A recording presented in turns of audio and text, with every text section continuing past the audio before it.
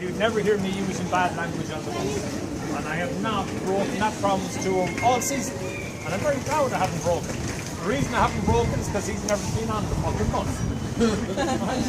He never said I couldn't show you language stuff. So, you're gentle with you at the start. Anybody know what that means or what is it? How do you say cheers in Irish? Yeah, sláinte. Take the TE off the end of it. Slán simply means goodbye. Right? So slán, goodbye, sláinte, cheers. Where's fáilte? Fáilte means welcome. You will see little fridge magnets that say Céad Míle Fáilte. It means 100,000 welcomes. Right? I'm sure somebody knows this one now. Póg Mahone. Has anybody heard of that? Tell me. What does it mean? Yeah. This one, yeah. Most famous Irish saying of all.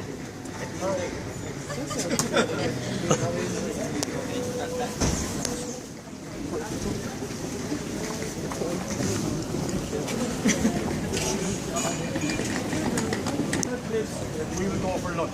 We have two choices, I'll explain it on the bus. We have a choice to go for lunch at the cliffs where there's no bar, no alcohol, or we can go to a pub and have some drinks.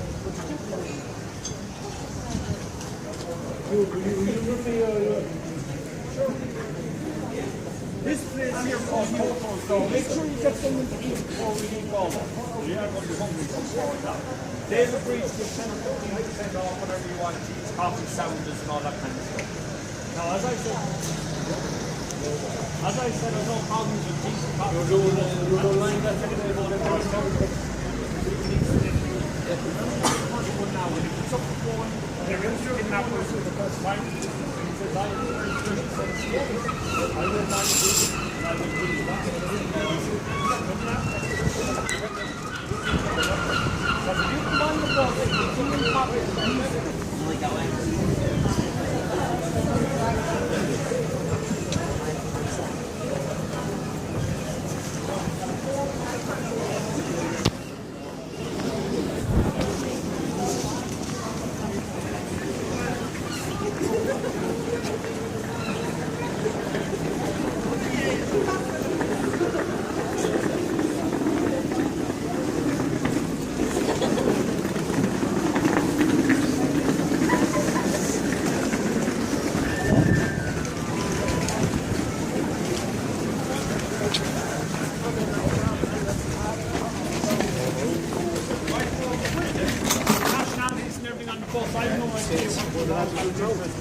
If you've got an interest in churches, that is the oldest Methodist church in the West of Ireland. The weirdest thing ever done with that was when Oliver Cromwell took the city out of starving for 9 months, he used that place right, so you go in there, look around, you see some funny things on the wall, that's where horses were tied and everything like that. You want to go 3 hours to do funny, you don't have 3 hours, it's there. But if you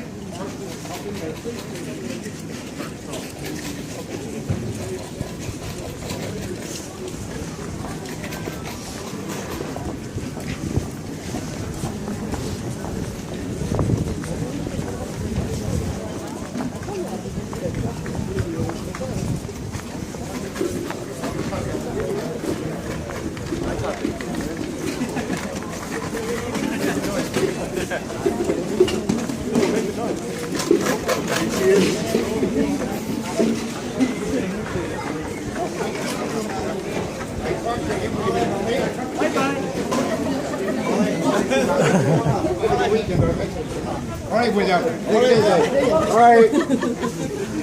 Right, folks, what is the best pub to drink in Galway? Now, the reason it's called the King's Head, Oliver Cromwell did not like Charles I. He made no plans about it. Oliver Cromwell was in charge of the English army, and he wanted somebody to behead Charles I. The only person he could get was a drunken man from Galway that agreed to do it. When he was drunk, and then when he said he'd do it, he sobered up. But he actually did go and do it, so he did. He was promised any building in the city, so he walked up and down, he saw that building. There was a house at the time. There was a family living in it. They were thrown out on the road, and he was allowed to live in it with his family. Later on, it got turned into a pub. The reason it's called a King's Head is because he took the head off Charles I. The moral of that story is, folks, any pub in Ireland that an Irish person has taken the head off a King of England, it's a good place to drink. Right? Anybody here staying in Galway tonight? Where's my one person who's staying in Galway? Right behind it there's a bar called the Dáil Bar. Steak, chips and a pint for €17. A pint here is a fiver, so steak and chips for 12, then on top of that is good. It's good steak.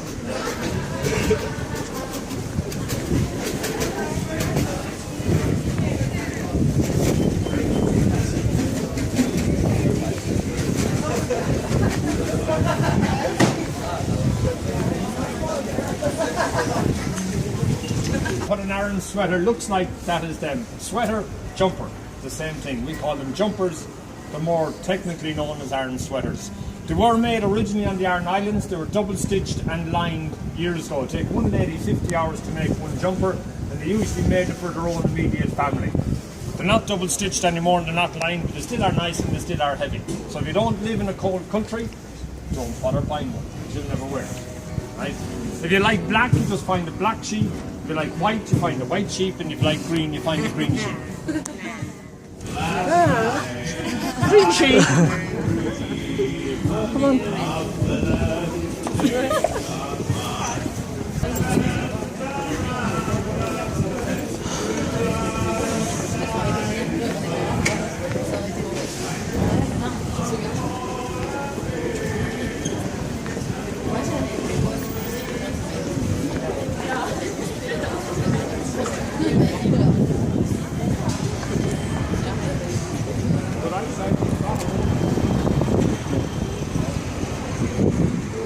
Folks, when I give you free time, someone's going to get back on the bus and going to say, Damien, what was the picture of the animal on top of the shop? That's it there. See the animal here? Now, the story with that, the lad that took the house It's her birthday this summer. he started up an organisation called RSPCA. Anybody know what the RSPCA means?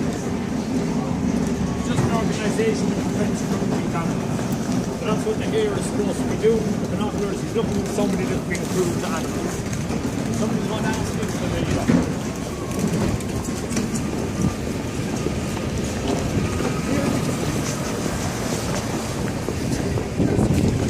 Go ahead.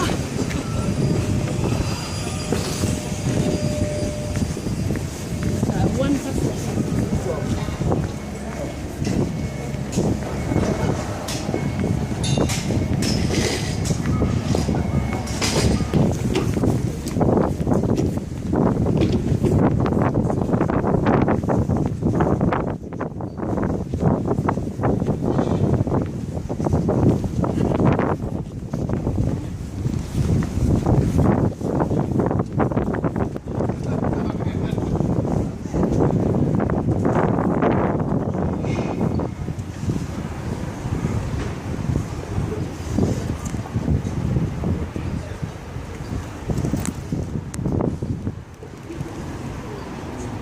Castle was the oldest.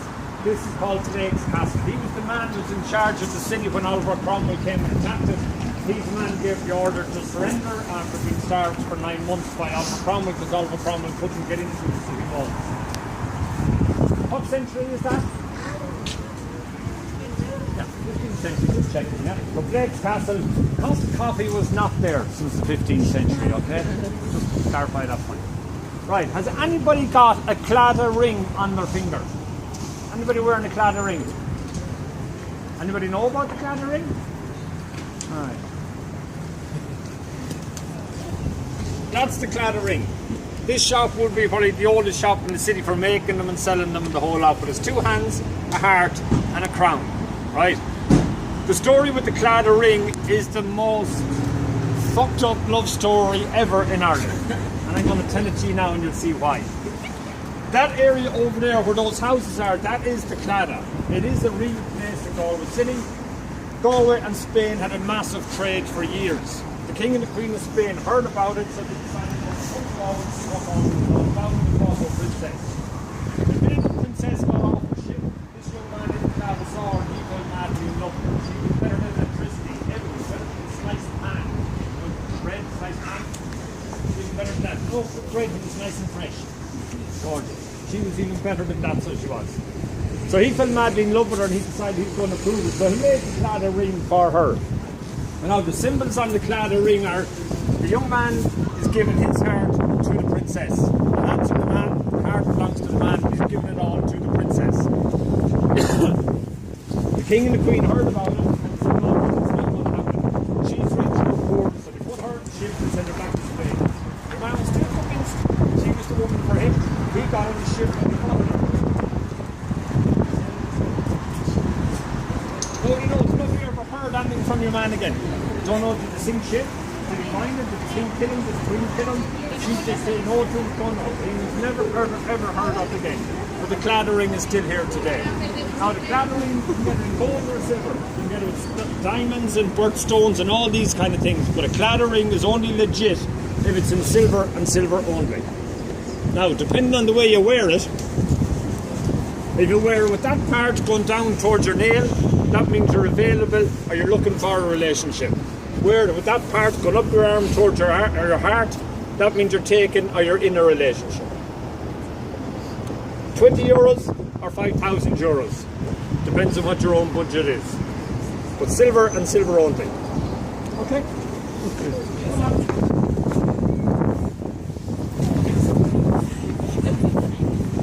Run down there to the edge of the water, there's two more, I'll go down there. Right folks, this is where I'm going to leave you. This is where you get your free time now and you can back the bus at 10 to 12. You know where the bus is? Straight up that road to Ayr Square. Down in the bottom. Where I left it, that's where it's not going to move. Where is Portugal? Where are you? Where's Portugal? Tell me you didn't have a tsunami. Where? See those two arches over there? There used to be four. There used to be four arches there once upon a time. Even though I was told by these two lovely ladies from Portugal that Portugal never had a tsunami, it did. In 1757. In the 1750s. The tsunami came from Portugal around the south of Ireland up the west coast, in Galway Bay and took two of our armies and took the also over its two there, Spanish army. Where we're going today is over the coast. It's a really short distance, so we can't go across the water yet. It's going on the road in 2 hours. So we'll do this at about 2 o'clock. If you're happy to go, you're free now. If you have any questions, hang back and ask me. But make sure you're back on the bus at 10 to 12. All right. 10 to 12.